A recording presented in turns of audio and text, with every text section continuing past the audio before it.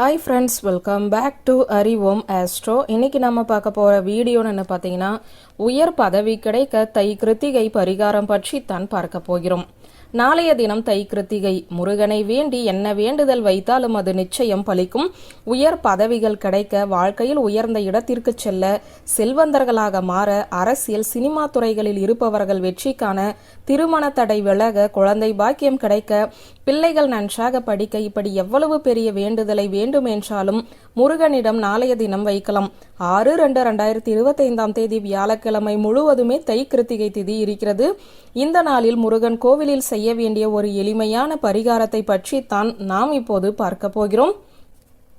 இந்த உயர்ந்த வேலை எனக்கு கிடைக்க வேண்டும், இந்த உயர்ந்த பதவி எனக்கு கிடைக்க வேண்டும், இந்த வேலையில் சேர்ந்து விட்டால் என்னுடைய வாழ்க்கையில் இருக்கும் கஷ்டங்கள் எல்லாம் தீர்ந்துவிடும் என்றால் முருகன் கோவிலுக்கு நீங்கள் செவ்வாழை பழம் கொண்டு போய் வைத்து அர்ச்சனை செய்ய வேண்டும்.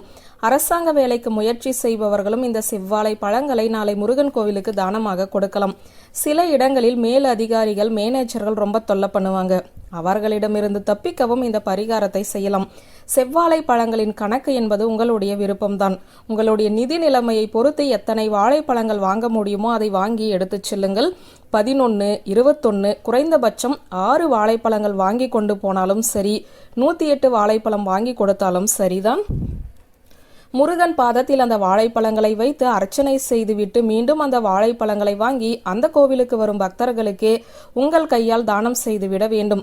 இந்த தானம் நிச்சயம் நீங்கள் வேண்டிய வரத்தை, வேண்டிய வேலையை, வேண்டிய பதவியை, வேண்டிய சம்பளத்தை உங்கள் கையில் கொடுத்துவிடும். நம்பிக்கையோடு செய்யுங்கள்.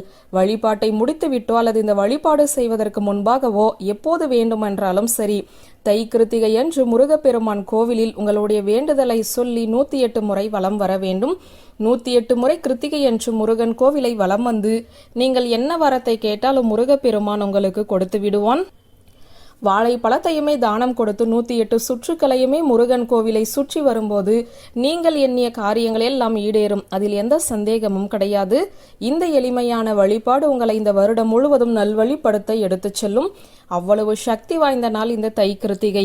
முருகனுக்கு உரிய நட்சத்திரம். இந்த தை மாதம் உங்களுக்கு வாழ்க்கையில் நல்ல வழி பிறக்க வேண்டும் என்றால் இந்த பரிகாரத்தை நம்பிக்கையோடு செய்யுங்கள். நல்லதே நடக்கும் என்ற தகவலை சொல்லி இந்த வீடியோவை நிறைவு செய்கிறேன். நன்றி, வணக்கம்.